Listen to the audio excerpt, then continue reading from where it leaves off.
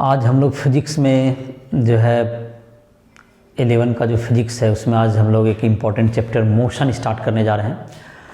तो मोशन के स्टडी को हम लोग काइनेमेटिक्स, काइनेटिक्स, डायनामिक्स, ये सब इससे जुड़े हुए शब्द हैं, मैकेनिक्स, ये सब शब्द क्या हैं, इस सब के बारे में पहले देख लेते हैं। तो जो हमारा जो चैप्टर है एनसीईआरटी बुक से देखें तो मोशन इन वन डायमेंशन है। एस.सी. वर्मा के बुक में भी तुमको दिया हुआ है, काइनेमेटिक्स के नाम से चैप्टर है। तो इसमें कुछ जो इम्पोर्टेंट टर्म्स हैं पहले उसको देखते हैं हम लोग। एक जो मोशन का जो स्टडी है हम लोग, जैसे एनसीईआरटी बुक से ही हम लोग चैप्टर का नाम लिखें तो एनसीईआरटी बुक में चैप्टर का नाम है तुम्हें मोशन इन स्ट्रेट लाइन। चलो तो यही नाम से चैप्टर का नाम लिखते हैं, motion in straight line. Straight line, motion in straight line, इसी नाम से एनसीईआरटी चैप्टर है, तो यही मैंने हेडिंग दे दिया। तो इसमें जो स्ट्रेट लाइन में मोशन की बात जब करेंगे तो study of motion and rest is the branch. Mechanics एक वर्ड होता है, देखो कुछ टिपिकल वर्ड जो बार बार आता है इस सबसे जुड़ा हुआ, उसकी चर्चा कर देते हैं। मैकेनिक्स ये क्या हुआ? Study branch of physics, branch of physics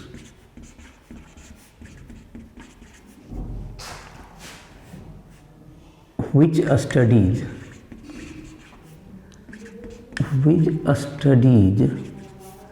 rest and motion, जो किसी बॉडी के रेस्ट और मोशन को स्टडी करता है, दैट इज कॉल्ड मैकेनिक्स। तो मैकेनिक्स क्या हो गया कि जो मोशन क्या करे, मोशन के रेस्ट और जो किसी पार्टिकल के रेस्ट और किसको स्टडी करे, मोशन को स्टडी करे, तो उसको कहते हैं मैकेनिक्स।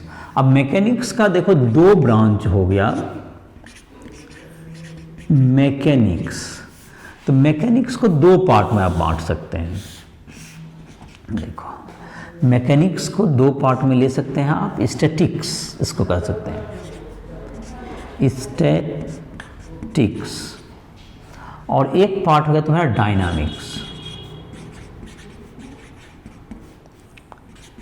डायनामिक्स, और तो डायनामिक्स को दो पार्ट में हम लोग बांट सकते हैं।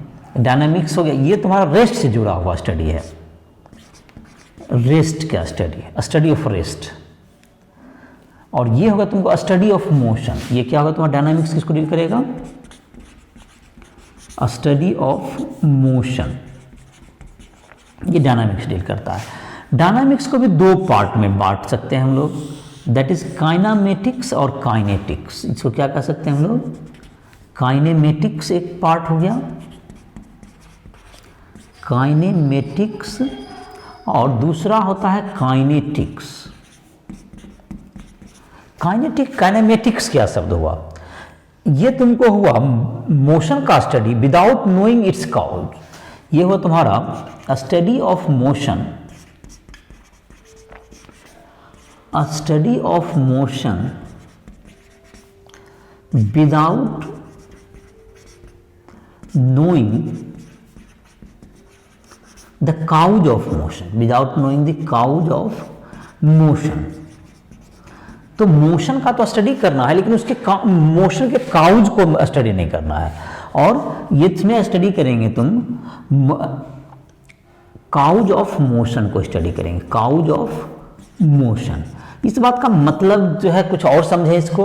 तो ये क्या कहता है, जैसे कि मोशन का काउज क्या हो सकता है? मोशन सामान्यतः कोई चीज अगर रेस्ट में है तो मोशन कैसे स्टार्ट होता है? मोशन का काउज होता है कोई फोर्स लगेगा। तो मोशन अगर कोई स्टार्ट हुई है तो इट मीन्स कि वहां पर एक फोर्स एग्जिस्ट हुआ होगा। फोर्स के कारण एक जगह रोटेशन होता है, दैट इज एक और टर्म, उसी फोर्स से रिलेटेड एक टर्म आता है, दैट इज टॉर्क या मोमेंट ऑफ फोर्स कहते हैं। तो ये सब तुम्हें मोशन के काउज होता था। अगर उसके बिना स्टडी किए हुए जो कि हम लोग मोशन का स्टडी कर रहे हैं, दैट इज कॉल्ड काइनेमेटिक्स। और जब मोशन का काउज दैट इज फोर्स का हम लोग कंसीडर करें, दैट इज कॉल्ड काइनेटिक्स। तो ये तुमको समझ में आ गया होगा कि ये क्या हुआ, मोशन का स्टडी। तो अभी तक क्या हुआ, मैकेनिक्स में क्या हुआ तुम्हारा? Branch of physics in which we study rest और motion, that is called mechanics. तो ये शब्द आता है। अब इसमें मैकेनिक्स के दो पार्ट हो गए, स्टैटिक्स और क्या हो गया, डायनामिक्स। डायनेमिक्स ये रेस्ट को स्टडी करेगा। अब कुछ एक बात ये सोच सकता है, अब रेस्ट में कोई चीज़ क्या स्टडी कीजिएगा, एक सामान्यतः। लेकिन ये उतना ही इंपॉर्टेंट है रेस्ट को स्टडी करना जितना कि मोशन। जैसे अब कोई आप देख रहे हैं यहाँ पर, आप जिस छत के नीचे हैं, ये जो छत है तुम्हारा, छत को रेस्ट में रहना चाहिए, लेकिन छत पर तो ग्रेविटी का फोर्स लग रहा है। तो छत को आपको रेस्ट में करने के लिए उसमें आप जो है रॉड देते हैं, उसमें कंक्रीट का यूज किए कि जिससे कि जो छत हमारा है वो अपने रेस्ट को क्या रखे, बरकरार रखे। तो इस बात के लिए हम लोग उसमें इतना सपोर्ट देते हैं, इस तरह से उसको व्यवस्था करना पड़ता है हमको कि वो रेस्ट जो है ग्रेविटी, जो हमारा रूफ है वो ग्रेविटी फोर्स के कारण वो नीचे नहीं आए। आपको ट्रेन चलती है पटरी पर, तो पटरी को रेस्ट में रहे, तो पटरी पर जब आप चल रहा है तो पटरी नीचे जमीन में ना जाए, तो उसमें भी आपका स्टैटिक्स उसको मेंटेन होना चाहिए। तो इन सब बात का जो रेल है आपका, उसको जो कि उसको अपने जगह पर स्टेबल रहे, तो उसके लिए आपको चाहिए कोई ब्रिज पे जा रहे हैं आप, तो ब्रिज में इतना स्टेबिलिटी आपका होना चाहिए उसका पिलर वगैरह का कि वो अपने रेस्ट को बरकरार रखे। तो it is also very important study of statics. तो दूसरा पार्ट है, जैसे हम लोग क्या कहते हैं, दैट इज डायनामिक्स, जो कि मोशन के बारे में है। तो मोशन जिसमें कि आप पढ़ते हैं, इसमें क्या कहते हैं, मोशन में हो गया तुम्हारा, और उसको दो पार्ट में हमने बांटा था, काइनेमेटिक्स और काइनेटिक्स में। जैसे देखो, जब हम लोग फोर्स के बारे में पढ़ने लगेंगे तो स्टडी ऑफ, जैसे न्यूटन्स लॉज ऑफ मोशन पढ़ने लगेंगे कि न्यूटन्स लॉ ऑफ मोशन क्या बोलता है कि फोर्स लग रहा है तो बॉडी में मोशन होगा, उसका एक्सीलरेशन होगा। तो cause of motion, cause of motion इसमें है तुमको, जैसे क्या होगा, एक सामान्य क्वेश्चन है, एक ट्रेन है जो पहले अभी 36 किलोमीटर पर आवर से आ गया, अब धीरे धीरे उसका स्पीड 54 किलोमीटर पर आ गया। अब इसमें जिसने इस क्वेश्चन में इस बात को गौन कर दिया गया कि उसका स्पीड बढ़ाया किसने, ऐसा किसी ने नहीं कहा। एक्सीलरेशन है तो वो कितना दूर जाएगा, कितना टाइम लगेगा उसको यहाँ से यहाँ तक, इस स्टेशन से स्टेशन जाने में। इस तरह के जो क्वेश्चन है, जिसमें क्या चीज हो रहा है, इसमें क्या हो रहा है कि आपको ये नहीं कोई पूछ रहा कि उसके ट्रेन को स्पीड को किसने चेंज किया, उसका काउज क्या था, इसका चर्चा ही नहीं हो रहा यहाँ। तो जब तक इस तरह की बात हो रही है, जैसे कि एक पत्थर के टुकड़ा को यहाँ पे छोड़ दिए तो ये नीचे जमीन में कितना गिरेगा, कितना स्पीड से जमीन को में टक्कर मारेगा, तो इसमें ये कोई नहीं पूछ रहा कि वो ग्रेविटी के कारण जो है एक एक्सीलरेशन लगा है, that is acceleration due to gravity, that is 9.2 meter per second square, और उसके कारण ये गिर जाएगा। मतलब उसमें काउज का मतलब ही नहीं, कौन खींच रहा है नहीं खींच रहा है, कोई उससे मतलब नहीं रखा गया। दैट इज, इस तरह के क्वेश्चन को हम लोग काइनेमेटिक्स में पढ़ते हैं। और जब वहां पे फोर्स पढ़ लेंगे, मतलब उसमें लॉज ऑफ मोशन आ जाएगा, उसमें इस फोर्स है, ये फोर्स उसको खींच रहा था इसलिए वह जो है मोशन में था, इस तरह की बातें आएंगी, that is called kinetics, that part of motion. इससे जुड़ा हुआ एक और शब्द है जिसमें कि मतलब ये मोशन के का है, जैसे स्टडी जब करते हैं तो पार्ट की एक दो वर्ड और भी आता है, जिसमें हम लोग एक वर्ड हम लोग कहते हैं पार्टिकल, एक वर्ड आता है पार्टिकल, और एक आता है रिजिड बॉडी और एक इलास्टिक बॉडी। ये तीन टाइप के शब्द आते हैं। अब ये पार्टिकल का मतलब क्या है कि ऐसा बॉडी का मोशन हो कि बॉडी का हर पार्ट एक दूसरे के रिलेटिव में ना मूव करे। All part of the body move with the same velocity in same direction. उसका जो हर पार्ट है एक बॉडी का, then it will be considered as point object. तो इसका क्या हो जाएगा, पॉइंट का क्या मतलब हो गया कि जो कि तुम्हारा क्या हो, ऐसा मतलब body, the body which has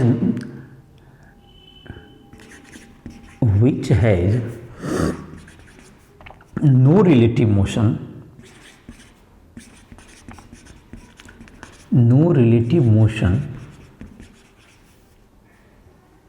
in its particle, no relative motion of its मास। तो मतलब ये हुआ कुछ सेंस कुछ इस तरह का बना कि जैसे कि ये पेन है, जैसे इसको समझे, या कोई ट्रेन है, अगर ये पेन अगर इस ढंग से चल रहा है, जैसे जा रहा है, इसे देखो हर पार्ट को, तो इसके जो कि हर पार्ट का जो है स्पीड कोई एक दूसरा के रिलेटिव में नहीं चल रहा है। तो ये जबकि क्या है, with respect to each other, अगर ये पार्ट ट्रेन है, ये पेन मतलब कि ये ऐसे जा रहा है, तो हर पार्ट सेम स्पीड से जा रहा है। तो इसको इस स्थिति में क्या कर सकते हैं कि इसके हर मास को टोटल जो कि हर पॉइंट है यहाँ यहाँ यहाँ सब पॉइंट अगर सेम एक दूसरे के रिलेटिव में कुछ नहीं चल रहा है, तो इस स्टडी में हम लोग इसको क्या मान सकते हैं, जैसे कोई ट्रेन जा रही है, अगर ट्रेन यूनिफॉर्म स्पीड से एकदम पैरेलल जा रहा है, तो यूनिफॉर्म वेलोसिटी से जा रहा है सारा पार्ट, उसका हर पार्ट, तो then it may be considered as point object. जैसे कि कह सकते हैं कि the train moving with constant velocity, जैसे मैंने बोल दिया, इसको लिखना जरूरी नहीं है, तो क्या हो गया, वो क्या कहलाएगा, तो उस स्थिति में वो पॉइंट ऑब्जेक्ट के श्रेणी में आ जाएगा, जब उसके हर पार्ट का। अब देखो कब नहीं आएगा, ये जरा सोचते हैं। ये जैसे कि देखो अभी जो पेन दिख रहा होगा, अब देखो यहाँ पर है, यहाँ पर क्या किए हमने, यहाँ पर देखो ये जो पार्टिकल है इसको क्या किया हमने, इसको यहाँ पर रखा, और ये देखो ये तुम्हारा क्या होने लगा, ये ऐसे गिर रहा है। देखो अब क्या है, ये पार्टिकल देखो इधर जा रहा है, इसका देखो ये तुमको कम डिस्टेंस जा रहा है, ये ज़्यादा डिस्टेंस गिर रहा है, या तुमको कोई किनारा पर से गिरने लगा, देखो ऐसे जैसे जाने लगा, तो देखो ये पार्टिकल लग रहा है ऊपर भाग रहा है, ये पार्टिकल किधर जा रहा है, नीचे जा रहा है, तो ये दोनों के बीच में क्या रिलेटिव मोशन शुरू हो गया। ये पार्टिकल ऊपर जाने की टेंडेंसी है, इसकी देखो जैसे ऐसे गिर रहा है, तो क्या हो रहा है, ये ऊपर जा रहा है और ये नीचे आ रहा है, तो हर पार्टिकल की स्पीड सेम नहीं है। इसका मतलब इस स्थिति में जब ये रोटेट कर रहा है, तो इसको हम क्या नहीं कर सकते हैं, इसको पार्टिकल की तरह ट्रीट नहीं कर सकते हैं। जब एक पार्टिकल का स्पीड अलग डायरेक्शन वेलोसिटी, दूसरा का अलग हो जाए, मैग्नीट्यूड भी अलग हो रहा है, जैसे देखो ये जब जा रहा है तो ये पार्टिकल कम स्पीड से चलेगा, इसका ज़्यादा होगा, इसका ज़्यादा होगा, तो ये सब में डिफर कर रहा है, तो in that situation it can't be considered as point object. और जब रिजिड बॉडी, जिसमें क्या हो जाए, जो पॉइंट ऑब्जेक्ट नहीं है और उसमें फोर्स लगने पर कोई उसका शेप नहीं बिगड़े, दैट इज कॉल्ड एक रिजिड बॉडी होता है। इसका दूसरा एक टर्म में से जुड़ा हुआ क्या चीज, रिजिड बॉडी। रिजिड बॉडी का क्या मतलब हुआ, रिजिड बॉडी का मतलब हो गया, ये पॉइंट ऑब्जेक्ट हो गया। अब है तुमको देखो यहां पर मैं लिख रहा हूं रिजिड बॉडी, तो रिजिड बॉडी का मतलब हो गया रिजिड बॉडी। तो एक बॉडी तो हो गया तुम्हें whose shape and size is significant, the body whose shape and size क्या हो, shape and size of body is significant, ये शेप एंड साइज सिग्निफिकेंट होना चाहिए, and no effect, no deformation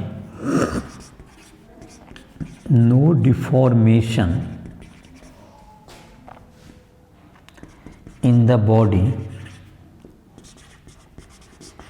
due to forces, और force लगाने पर उसमें deformation नहीं होना चाहिए। अगर इफ डिफॉर्मेशन हो जाए तो ये इलास्टिक बॉडी हो जाएगा, ये इलास्टिक बॉडी हो जाएगा। If deformation takes place, if deformation takes place, तो ये बॉडी क्या हो जाएगा, इलास्टिक बॉडी। तो ये तुम्हारा समझ में आ गया होगा कि क्या होता है। तो ये जैसे कि अब जब हम लोग पढ़े तो इसको तो इलास्टिसिटी एक अलग टॉपिक आ जाता है तुम्हारा। अब देखो यहां पर जैसे हो सकता है, अब काइनेमेटिक्स में जब स्टडी करेंगे तो कैसे कैसे करेंगे, हमारे जो शुरुआत में जो हम स्टडी करेंगे मोशन का, तो उसमें पहले तो हम लोग काइनेमेटिक्स पढ़ेंगे, और उसमें भी पहले पार्टिकल काइनेमेटिक्स पढ़ेंगे। हम लोग कैसे स्टडी करेंगे, तो सबसे पहला जो होगा जिसमें कि बॉडी का शेप साइज कुछ सिग्निफिकेंट नहीं है, ट्रेन भी है तो एक कांस्टेंट वेलोसिटी से पटरी पर दौड़ रहा है, दैट इज पॉइंट ऑब्जेक्ट। तो हम लोग पहले पढ़ेंगे पॉइंट काइनेमेटिक्स, उसके बाद फिर पॉइंट ऑब्जेक्ट के लिए ही हम लोग उसका काइनेटिक्स पढ़ेंगे। लॉज ऑफ मोशन में कोई ब्लॉक है, वो चल रहा है, गिर रहा है, क्यों गिर रहा है, कोई फोर्स लग रहा है, तो पहले हम लोग क्या चीज का स्टडी करेंगे, पार्टिकल का काइनेमेटिक्स, देन पार्टिकल काइनेटिक्स। उसके बाद हम लोग फिर आएंगे उसके रिलेटिव मोशन की बात करेंगे। सर्कुलर मोशन में कोई पार्टिकल घूम रहा है, तो वहां भी जब सर्कुलर मोशन में कोई पार्टिकल घूम रहा है, तो ये उसमें उसके सारा पार्ट का उसके एक पार्टिकल से यहाँ सर्कुलर पाथ में जा रहा है, तो इसके हर पार्टिकल को हम मान रहे हैं सेम ही जगह पर जा रहा है, कहीं उसमें पार्टिकल में नहीं है, that is also circular path में भी घूमे तो भी वो पार्टिकल काइनेमेटिक्स होगा, काइनेटिक्स भी हो सकता है अगर फोर्स की काउज कर रहे हैं तो वो पार्टिकल का ही पार्ट होगा वो भी। दूसरा, उसके बाद जब हम लोग जाएंगे, जब रिजिड बॉडी में आएंगे, तो रिजिड बॉडी के फिर काइनेमेटिक्स पढ़ेंगे।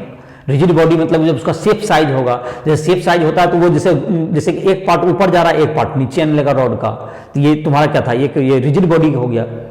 तो रिजिड बॉडी का काइनेमेटिक्स पढ़ेंगे पहले, फिर रिजिड बॉडी का काइनेटिक्स भी पढ़ेंगे, क्यों चल रहा था, तो वो हो गया तुम्हारा। तो इस तरह से मोशन को हम लोग अलग अलग पार्ट में हम लोग स्टडी करेंगे। जैसे कि तुम्हारा जो पार्टिकल जो आगे जाएगा, जो रिजिड बॉडी का जो स्टडी हम लोग करते हैं जाके तुम्हारा चैप्टर 7 में, जिसमें रोटेशन मैकेनिक्स एक लिखा हुआ चैप्टर, एनसीईआरटी बुक का बात करें, जो एस सी वर्मा के बुक में रोटेशन मैकेनिक्स करके एक चैप्टर है, तो वो तुम्हारा क्या होगा, वो तुम्हारा रिजिड बॉडी के बारे में पढ़ाएगा। और बाकी जो उसके पहले के जो चैप्टर्स हैं, जैसे कि तुम्हारा जो भी दिया हुआ मोशन है, लॉज ऑफ मोशन है, तो ये सब क्या होंगे, तुम्हारा पार्टिकल काइनेमेटिक्स की चर्चा करेंगे।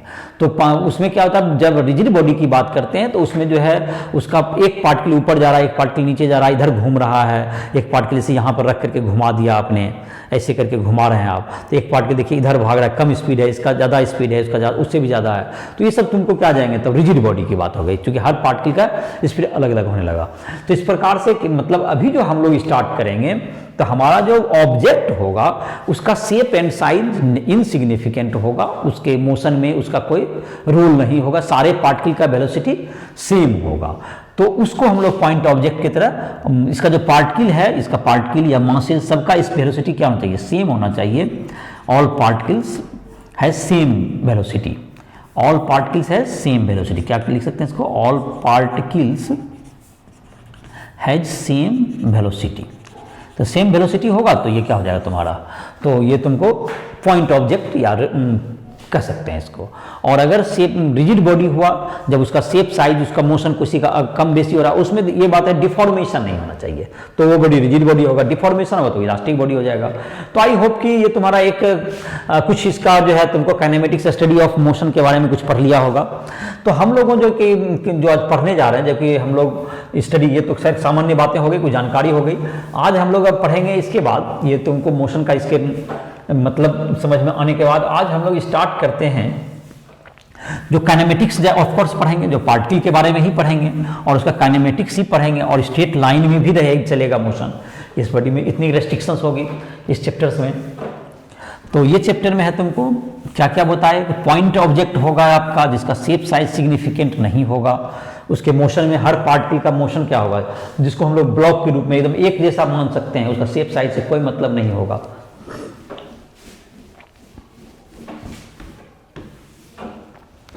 दूसरा है तुमको पार्टिकल का होगा तुम्हारा, पार्टिकल के बाद तुम्हारा आएगा तुमको, तो इसमें पार्टिकल काइनेमेटिक्स पढ़ेंगे पहले हम लोग, तो उसी का स्टडी होगी।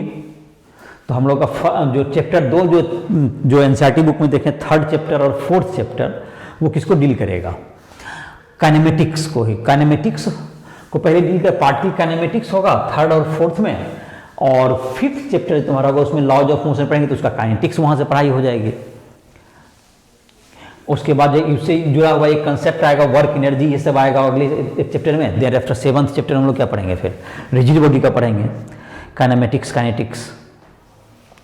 तो इस तरह से हम लोग का मोशन का स्टडी यहाँ तक जारी रहेगा।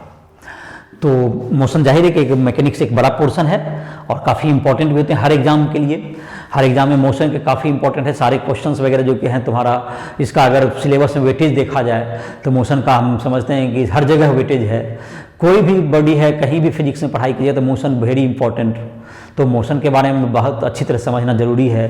आप कहीं भी 12 में भी पढ़ेंगे आप, तो वहाँ पर मोशन तो पार्टिकल का हर इलेक्ट्रॉन चल रहा है, वो चार्ज बॉडी होगा, चार्ज के कारण घूम रहा है, तो ये फोर्स का कंसेप्ट, वेलोसिटी का कंसेप्ट, एक्सेलरेशन, ये सब जगह चलता रहता है। तो मोशन को ठीक से स्टडी करना पड़ता है और इसका सिलेबस में वेटेज भी काफ़ी रहता है। तो सिलेबस में वेटेज भी है मोशन का, और मोशन मैंने अभी जैसा बताया, अभी हम लोग 4-5 चैप्टर में से आगे पढ़ेंगे मोशन के बारे में।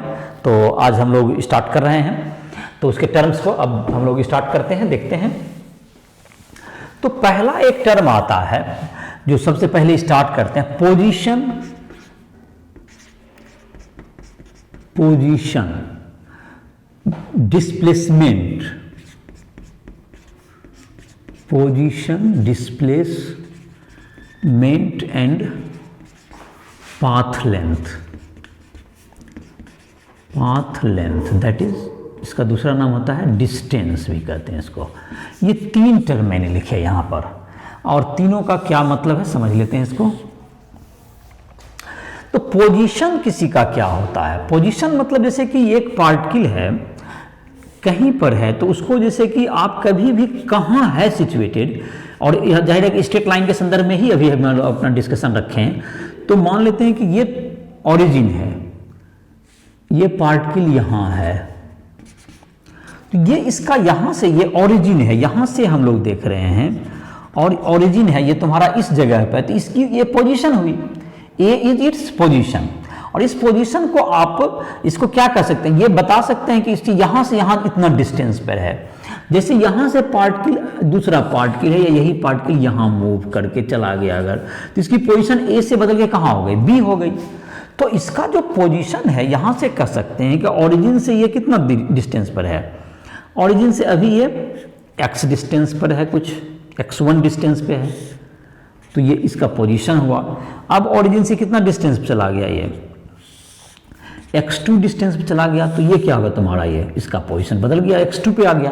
तो इसका मतलब दोस्तों हम लोग जैसे अगर इसको इस लाइन को x एक्सिस मान लें तो इसका क्या हो जाएगा तुम्हारा, इसको कोऑर्डिनेट भी कह सकते हैं इसको। इस लाइन को अगर हम x एक्सिस से ज्यूम करते हैं या कोई एक्सिस से ज्यूम कर लें तो इसको कोऑर्डिनेट के रूप में भी आप जान सकते हैं, स्ट्रेट लाइन में है तो इसका मतलब पोजीशन क्या हुआ किसी चीज का, एक ओरिजिन से उसकी स्थिति को बताते हैं कि कहाँ पार्टिकल सिचुएटेड है, that is called its position. तो पोजीशन, अब दूसरा शब्द आता है डिस्प्लेसमेंट। तो अगर मान लेते हैं ये पार्टिकल यहाँ से था x1 डिस्टेंस पे और ये था तुमको यहाँ से x2 पे, तो यहाँ पर पार्टिकल पहले था मान लेते यहाँ, और ये डिस्प्लेस होके चला गया यहाँ तक, बी तक। ए particle initially at point A particle has initial position at A and final position of particle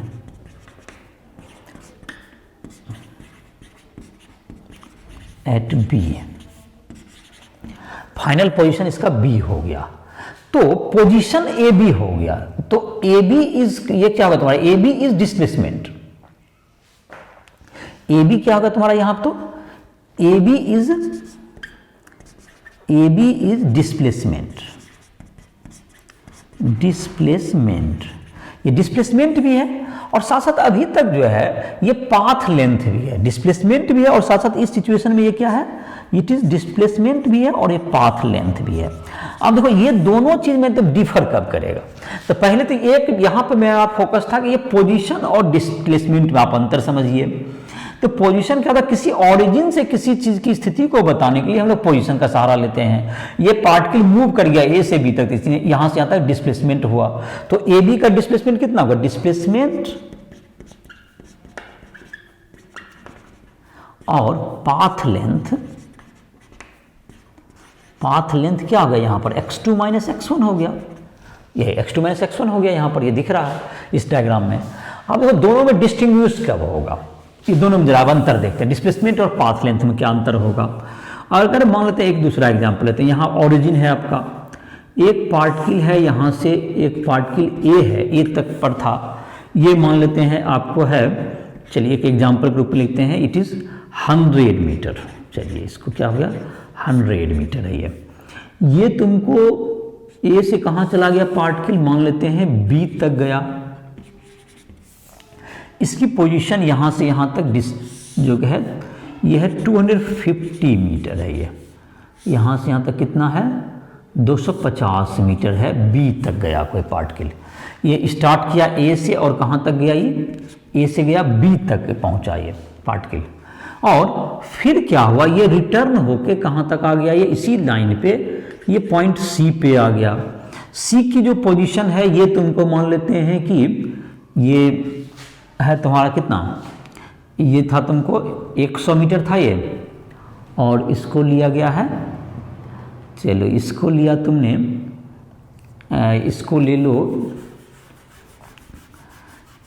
100 था, तो मान लेते हैं कि कुछ थोड़ा ले लो ज़्यादा, मतलब कि चलो इसको 100 था तो इसको 400 मीटर ले लो। चलो बी का पोजीशन कितना लेते हैं 400 मीटर, और उसमें से ये तुमको लौट गया, मान लेते हैं कि 200 मीटर लौट गया होगा, तो ये यहाँ पर है ये 300 मीटर है। अगर ये यहाँ से यहाँ तक कितना डिस्टेंस है, ये 300 मीटर का। चलो इसको 300 मीटर दे दो। यहाँ पर पोजीशन सी तक आ गया, ये मतलब बी पर जाकर के यहाँ से कहाँ आ गया, लौट गया यहाँ तक। तो बी से कहाँ हो गया, सी तक आया, यहाँ तक आया। तो अब देखते हैं कहाँ से, इसको थोड़ा सा लिख देते हैं। ए particle initially at position A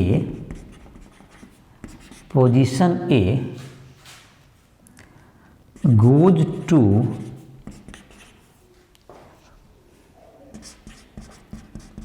position B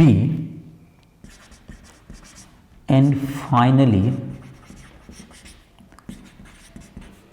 returns to C। और फाइनली कहाँ पहुँच गया ये, C पर। ए से गया, ओ से कहाँ गया, ए तक गया, ए से कहाँ लौटा, ये बी पर लौटा, और बी के बाद कहाँ, तो ए से स्टार्ट किया, बी तक गया, और फाइनली सी तक लौट गया। तो अब देखो ये क्या हुआ, ये जो डिस्प्लेसमेंट हुआ, तुमको डिस्प्लेसमेंट हो गया फर्स्ट पॉइंट से कहाँ तक है, ये यहाँ से यहाँ तक AC डिस्प्लेसमेंट हो गया इसका। AC इक्वल्स टू क्या होगा तुम्हारा, AC जो तुम्हारा है ये डिस्प्लेसमेंट हुआ, माने डिस्प्लेसमेंट AC डिस्प्लेसमेंट हो गया।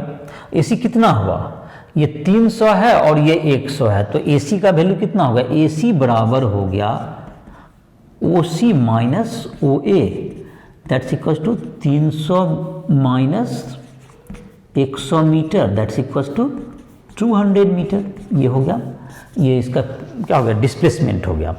पाथ लेंथ, पाथ लेंथ और डिस्टेंस कितना हो जाएगा, पाथ लेंथ कितना हो जाएगा, ए बी गया, देखो ए से बी गया प्लस बी से सी लौटा,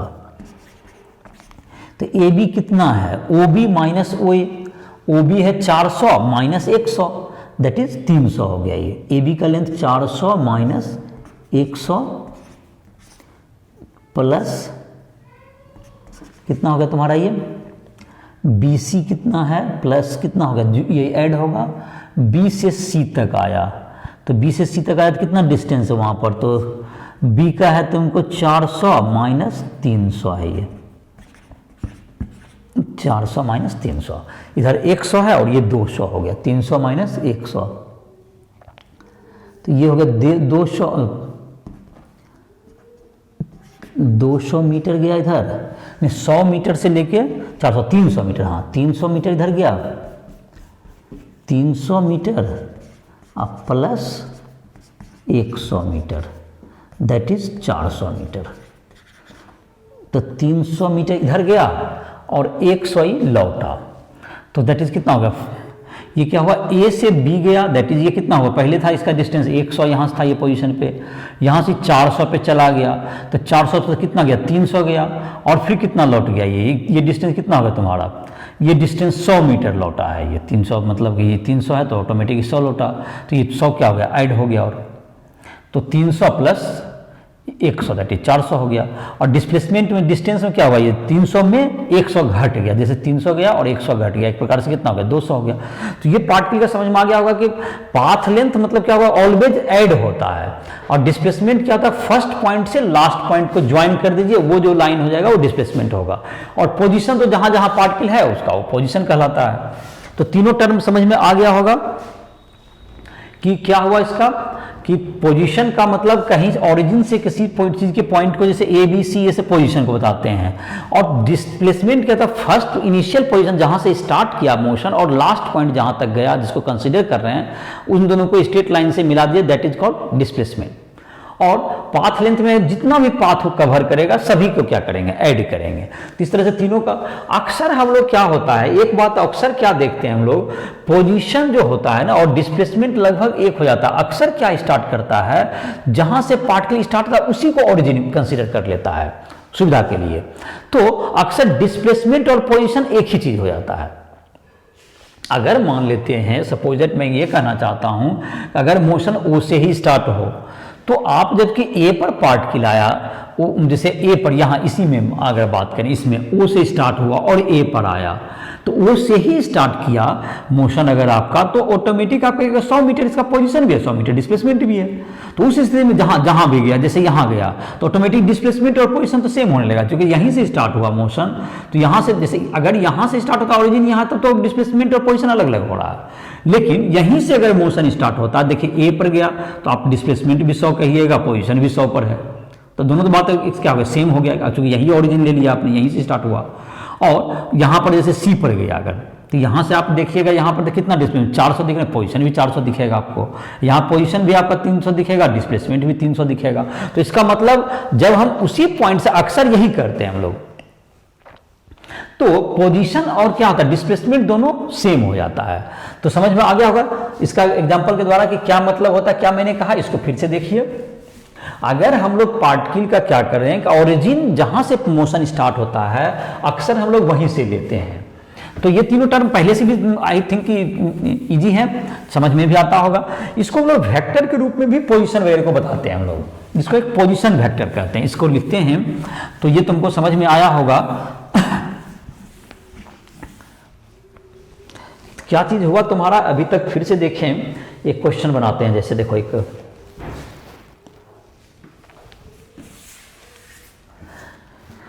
छोटा सा एग्जांपल ले लेते हैं।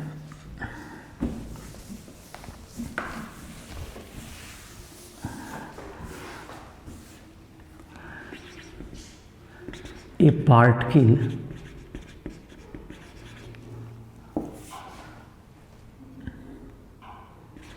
moves 200 meter towards east, then returns on the same line,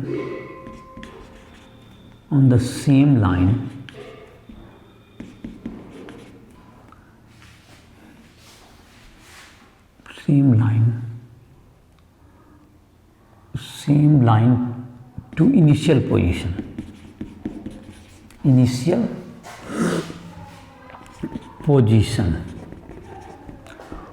Find the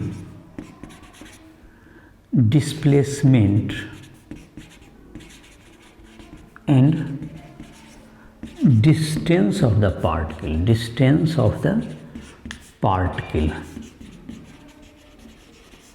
तो इसका क्या हो जाएगा सॉल्यूशन। देखिए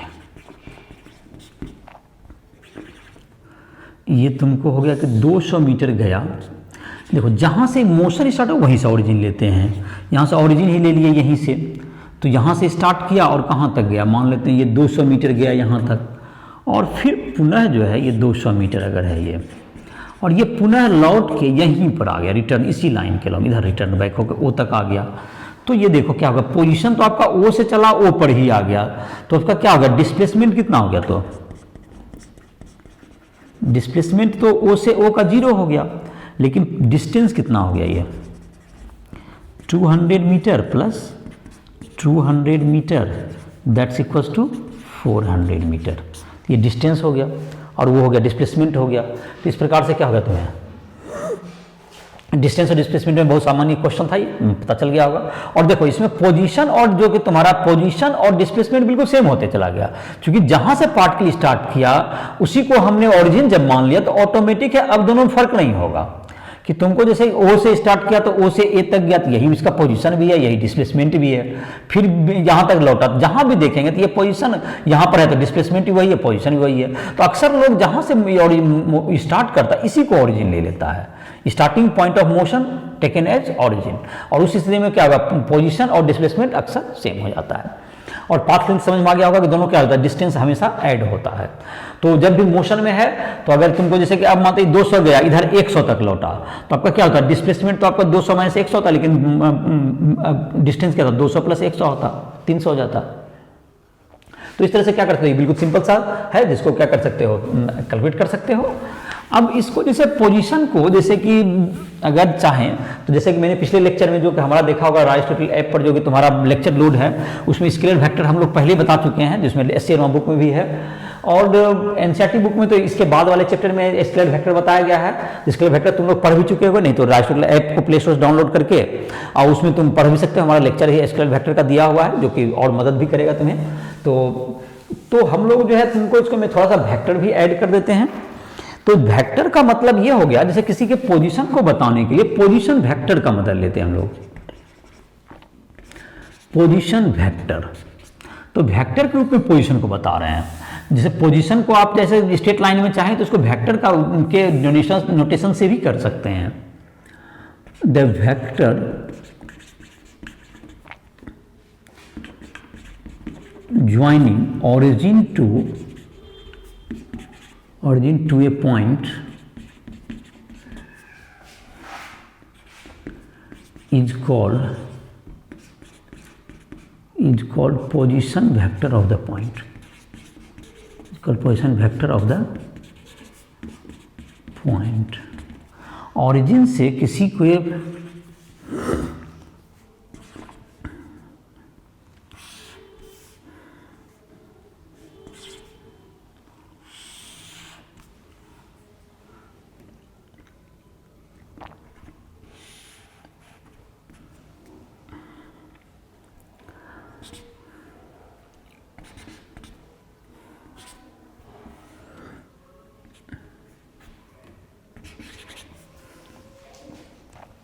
देखो, ओरिजिन से किसी पॉइंट को मिलाना था, ये ओ ए वेक्टर जो हो गया पोजीशन वेक्टर ऑफ ए हो गया। O A vector equals to position vector of A. O B vector क्या हो गया, पोजीशन वेक्टर ऑफ बी। मतलब इसको इस लाइन से मिला दिए और इसमें डायरेक्शन एरो इधर दे दी थी, ये पोजीशन वेक्टर कहलाएगा। और ए बी जो है तुम्हारा ए से बी तक गया particle, if particle moves from A to B, तो ए बी जो है तुम्हारा हो गया डिस्प्लेसमेंट वेक्टर। अब डिस्प्लेसमेंट की बात करें, पोजीशन वेक्टर हो गया, अब डिस्प्लेसमेंट की बात करते हैं। Displacement, the vector joining initial position of particle to the final position is called displacement vector, displacement vector। तो डिस्प्लेसमेंट वेक्टर क्या होगा तुम्हारा, जो कि इनिशियल पॉइंट से, जैसे कि इफ पार्टिकल मूव्स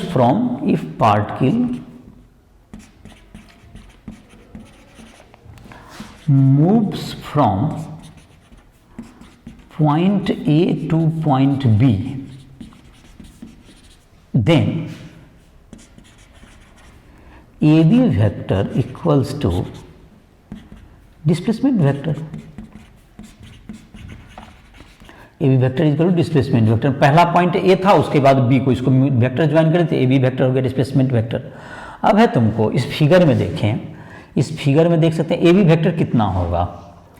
तो ए बी वेक्टर क्या होगा तुम्हारा, इस ट्रायंगल से देखते हैं। देखो, ए बी वेक्टर निकालना है तो O A vector plus A B vector जो है ट्रायंगल लॉ के मुताबिक, जो कि है वो ट्रायंगल लॉ ऑफ एडिशन जो कहते थे, O B plus A B, इसका देखो, इसका तुमको क्या मिला, इसका हेड और इसका टेल, तो ये इसका रिजल्टेंट वेक्टर हो गया, that is O B vector. तो इसको ट्रायंगल लॉ के आधार पर क्या लिख सकते हैं, O B vector equals to O A vector plus A B vector. तो ए बी वेक्टर बराबर O B vector minus O A vector. A B vector बराबर क्या हो गया, O B vector minus O A vector, यही हो गया displacement vector. और डिस्प्लेसमेंट जो तुम्हारा होता है, ये पाथ लेंथ के डिस्प्लेसमेंट वेक्टर का मॉडुलस जो होगा, ये हमेशा क्या होगा, डिस्टेंस से छोटा हो सकता है। जैसे कि अगर ये मतलब कर्व अगर मानते हैं ए से बी तक डायरेक्ट भी आए पार्टिकल और ये किसी दूसरे मोशन से आए, तो पाथ लेंथ तो आपका बड़ा हो जाएगा, लेकिन डिस्प्लेसमेंट क्या होगा तुमको, डिस्प्लेसमेंट तो छोटा हो सकता है। तो कभी भी क्या होता है, मॉडुलस ऑफ क्या होगा तुम्हारा, modulus of displacement, displacement vector का modulus always less than equal to distance. Distance से क्या होता है, छोटा होता है, ये छोटा हो सकता है इससे। तो ये तुमको हमेशा बराबर भी हो सकता है या छोटा हो सकता है, लेस देन इक्वल टू। तो ये तुम्हारा डिस्प्लेसमेंट हो गया, और ये तुम्हारा डिस्टेंस तो इससे छोटा भी हो सकता है, ये डिपेंड करेगा पाथ पर। जैसे अगर ए से यहाँ मानते हैं ए से सी गया, ए से पहले पार्टिकल सी गया, सी से फिर बी तक आया, तो ऑटोमेटिक है कि डिस्टेंस में इसको ऐड करोगे, स्ट्रेट लाइन में भी रहे तो उसमें भी घट सकता है, या अगर दूसरा स्ट्रेट लाइन नहीं है तो भी घट सकता है। तो डिस्टेंस क्या होता है, हमेशा बड़ा हो सकता है, डिस्टेंस कभी भी छोटा नहीं होगा डिस्प्लेसमेंट से, उसके मैग्नीट्यूड से। तो डिस्प्लेसमेंट हमेशा छोटा हो सकता है या बराबर हो सकता है डिस्टेंस से। तो ये बात समझ में आ गया होगा। तो ये तुम्हारा वेक्टर के हेल्प से लिखता है, distance is not a scalar quantity, not a vector quantity, displacement is a vector quantity, it has direction, but distance is a scalar quantity, it has no direction. तो पोजीशन वेक्टर देख लिया, displacement vector भी समझ में आ गया। Vector के help से भी इसको क्या कर सकते हैं, हम लोग यूज कर सकते हैं। और इसका क्वेश्चन वगैरह भी वेक्टर में बनाया भी होगा, नहीं तो राइट ऐप पर देख सकते हो, उसको बना भी सकते हो। एस सी वर्मा में भी चैप्टर है, वो भी देख सकते हो वेक्टर का, तुम उसका लेक्चर देख के उसमें बना भी सकते हो। क्वेश्चंस वगैरह भी उसके सॉल्व मिल जाएंगे उसमें, जो लेक्चर दिए हुए हैं। राइट ऐप को प्ले स्टोर से डाउनलोड करो, और जहाँ भी दिक्कत होती है पढ़ने में हमसे संपर्क भी कर सकते हो। उसमें नोट्स भी मिल जाएंगे तुमको, जेईई के मेंस एडवांस नीट इन सब क्वेश्चंस भी मिल जाएंगे तुमको, ऑब्जेक्टिव सब्जेक्टिव। दूसरा कि हम उसे संपर्क भी कर सकते हो, कोई भी दिक्कत हो तो हमसे पढ़ाई के लिए संपर्क भी कर सकते हो, कोई भी कोई न्यूमेरिकल पूछना हो पूछ सकते हो। तो अब इसके बाद हम लोग देखते हैं एक टर्म है, आई होप कि ये जो टर्म अभी 3 टर्म मैंने मुझे बताना था, पोजीशन, डिस्प्लेसमेंट एंड डिस्टेंस, ये क्लियर हो गया होगा। और पोजीशन का डिस्टेंस और डिस्प्लेसमेंट, पोजीशन को दिखाने का वेक्टर में एक तरीका था जिसको पोजीशन वेक्टर कहते हैं, और डिस्प्लेसमेंट भी एक वेक्टर क्वांटिटी है जिसमें मैग्नीट्यूड भी होता है और डायरेक्शन भी होता है, लेकिन distance is a scalar quantity. तो अब हम लोग देखते हैं एक टर्म है जिसमें इसको देख लेते हैं थोड़ा सा, एवरेज वेलोसिटी। पहले एवरेज स्पीड देख लेते हैं।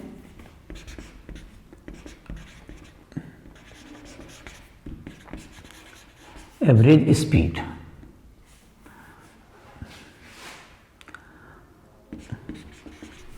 the total displacement distance covered by body, covered by particle divided by the time interval, divided by the time interval is called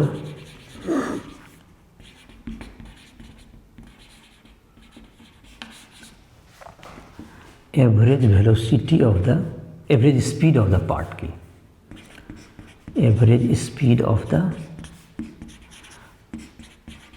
particle। तो एवरेज वेलोसिटी की स्पीड का क्या होगा तुम्हारा,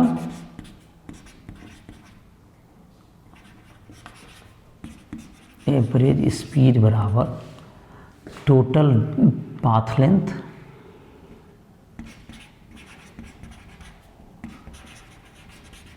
लेंथ और डिस्टेंस बाय टाइम इंटरवल। ये क्या कहलाएगा, एवरेज, ये वेलोसिटी का स्पीड कहलाता है। और अगर तुमको इसी में है एवरेज वेलोसिटी निकालना हो, average velocity, average velocity, the total displacement of particle, the total displacement of particle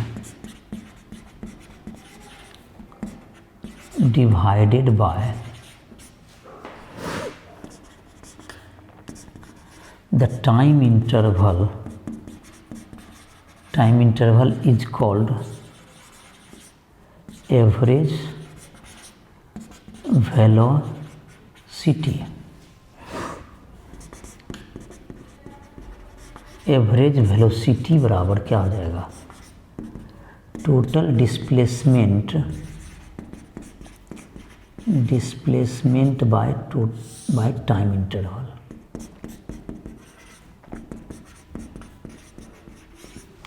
तो total displacement by time interval क्या कहलाएगा, एवरेज, ये तुम्हारा वेलोसिटी कहलाएगा। एवरेज वेलोसिटी हो गया तुमको, और एवरेज वेलोसिटी इंटरवल हो गया। जैसे कि तुम्हारा अगर इसको, खैर ये तो काफ़ी सिंपल सा ही चीज़ है। देखो एवरेज वेलोसिटी क्या होगा तुम्हारा, एवरेज स्पीड हो गया तुम्हारा क्या, total distance by total time. तो कभी भी एक चीज़ देख सकते हैं कि एवरेज वेलोसिटी जो तुम्हारा होगा, एवरेज वेलोसिटी इसका जो लेस देन इक्वल टू क्या रहेगा, इसका average speed, average AVERAGE, average speed. कारण क्या है, एवरेज वेलोसिटी तुमको, चूंकि डिस्प्लेसमेंट छोटा होता है डिस्टेंस से, टाइम इंटरवल से भाग देंगे तो ये छोटा ही होगा। तो इस प्रकार से क्या निकाल सकते हैं, एवरेज वेलोसिटी एवरेज स्पीड से छोटा होगा। Average velocity is always smaller than average speed. तो ये होगा तुम्हारा डिफिनीशन। अब देख लीजिए, एक आध क्वेश्चन बना लेते हैं इस पर।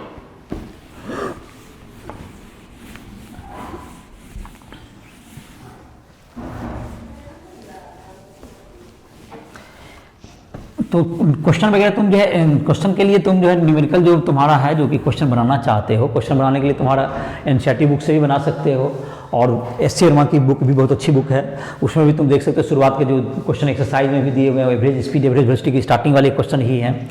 उसके बाद ग्राफ के भी हैं। एस.सी. वर्मा भी एक अच्छी बुक है जिसमें कि क्वेश्चन काफ़ी अच्छे दिए हुए हैं, और उससे काफ़ी कंसेप्ट भी, मोशन वगैरह है या जितने भी हैं, काफ़ी अच्छे कंसेप्ट गेन किए जा सकते हैं, उससे क्वेश्चन बना सकते हो।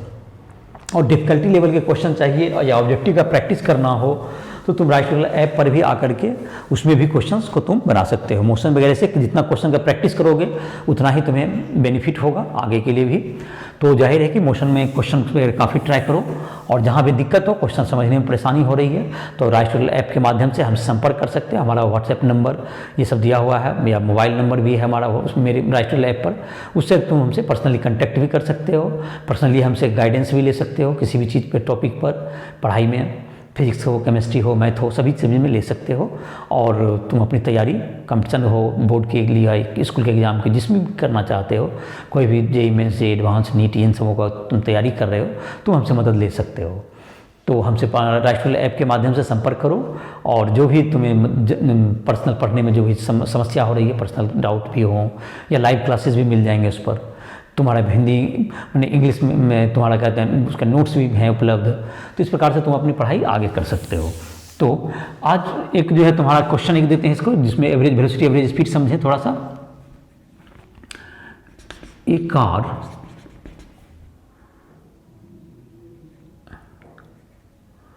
goes from point A to B, from point A to B with velocity 60 km per hour and returns to point A,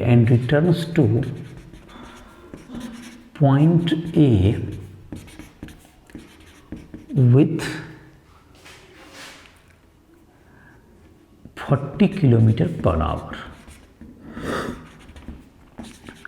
Calculate average velocity and average speed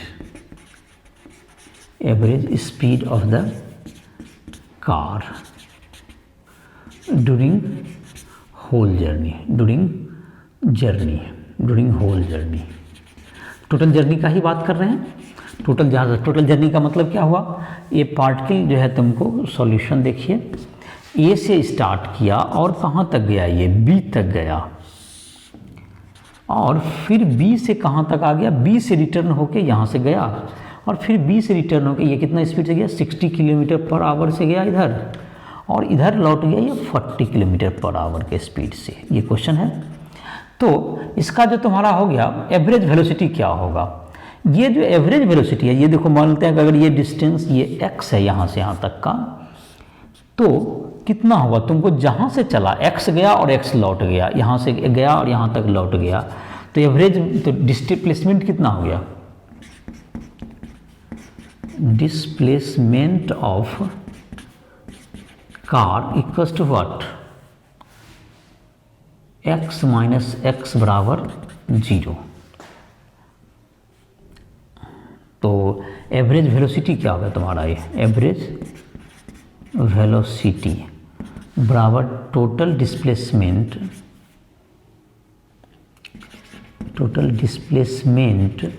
bye total time या time interval, total time that's equal to क्या होगा, 0 by total time equal to 0 हो गया। तो 0 kilometre per our हो गया तुम्हारा ये। तो एवरेज वेलोसिटी तो निकल गया तुम्हारा, लेकिन एवरेज स्पीड जब निकालना होगा तो हमें टाइम की जरूरत पड़ेगी। Time taken to reach from point A to point B कितना होगा, एक्स की हमने किलोमीटर माना, एक्स क्या मान लिया इसको, एक्स किलोमीटर मान लेते हैं। टाइम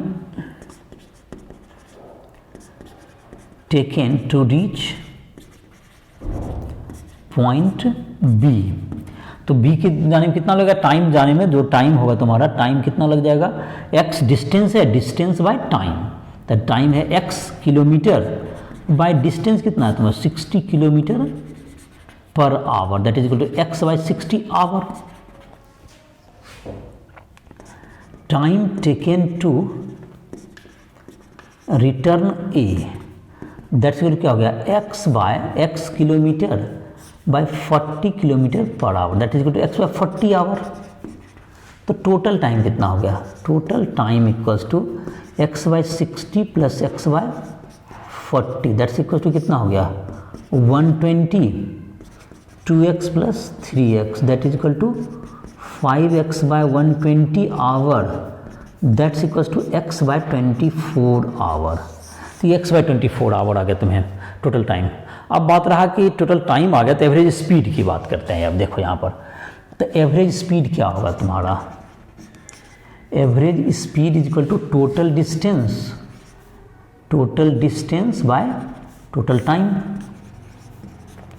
डिस्टेंस कितना हो गया, x kilometer plus x kilometer by x by 24 hour 24 hour, तो 2x by x into 24 that is kilometer per hour, that is equal to 48 kilometer per hour. ये क्या निकल गया, इसका एवरेज स्पीड निकल गया। देखो एवरेज वेलोसिटी तुम्हारा क्या हुआ, टाइम टेकन तो खैर दोनों में बराबर ही था, टाइम टेकन जाने में कितना समय लगा x बाय 60, लौटने में x बाय 40, टोटल टाइम क्या हुआ x by 60 plus x by 40। लेकिन एवरेज वेलोसिटी जब निकाल रहे थे हम लोग तो डिस्प्लेसमेंट ही इसका 0 हो गया, a से b गया b से a आया तो नेट डिस्प्लेसमेंट 0 हो गया। तो एवरेज वेलोसिटी क्या हो गया तुम्हारा, इसका 0 हो गया। और लेकिन एवरेज स्पीड में डिस्टेंस तो आपने कवर किया, x गया x आया, 2x डिस्टेंस हुआ, 2x बाय क्या करें टोटल टाइम x बाय 24 आया, that is 48 kilometer per our. तो कुछ लोग इसमें गलती ये भी कर देते हैं, कभी एवरेज स्पीड निकाला, एक दो स्पीड देखते हैं, दो वेलोसिटी देख रहे हैं 60 और 40, तो दोनों का एवरेज 60 प्लस 40 बाय, तो ये फार्मूला के आधार पर गलत हो जाएगा, 60 प्लस 40 बाय 2 कर दिया। तो ऐसा नहीं कर सकते हम। जब भी एवरेज वेलोसिटी या एवरेज स्पीड का होता है, एवरेज वेलोसिटी क्या हो गया, total displacement by total time. इस क्वेश्चन में डिस्प्लेसमेंट 0 है तो टाइम से भाग के तो 0 ही हो गया, और टोटल डिस्टेंस तुम्हारा था तो x उसमें कैंसिल आउट हो गया, तो हमारा 48 किलोमीटर पर आवर आ गया। तो इस प्रकार से एक क्वेश्चन बना सकते हो तुम। अब तो आसान ही क्वेश्चन है, एवरेज वेलोसिटी में तुम एस्टेरोमा बुक भी बनाओगे, स्टार्टिंग में इजी ही है, तो तुम क्वेश्चन इसको बना सकते हो। नेक्स्ट लेक्चर में हम लोग जो देखेंगे, जो कि तुम्हारा जिसमें इंस्टेंटेनियस वेलोसिटी एक शब्द होता है। इंस्टेंटेनियस वेलोसिटी क्या है, किसी इंस्टेंट का वेलोसिटी, एक इसको हम लोग इंस्टेंटेनियस वेलोसिटी कहते हैं। और ये तुमको इसमें जो है तुमको कुछ एक टर्म्स आएंगे, जैसे लिमिट आएगा, लिमिटिंग वैल्यू, डिफरेंशिएट करना, ये दो मैथमेटिक्स के टर्म आएंगे।